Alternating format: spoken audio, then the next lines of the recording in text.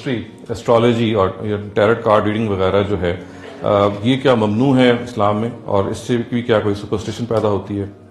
اسلام میں کوئی علم بھی ممنوع نہیں ہے. اصل چیز یہ ہے کہ آپ کیا اس علم کو بطور علم پیش کرتے ہیں.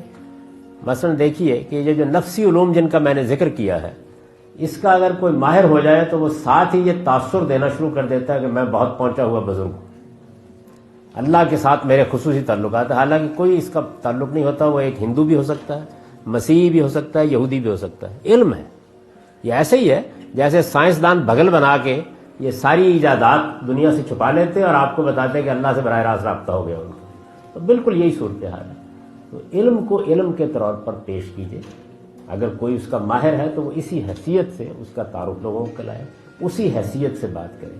اگر آپ علم کو علم کے طور پر پیش کریں گے پھر کوئی خرابی کی بات نہیں. لیکن اگر اس کو استعمال کر کے اپنی سیاست بازی کے لیے یا اپنی مشیخت کے لیے آپ کوئی بغل بنائیں گے، فریب دیں گے، یہ وہ چیز ہے.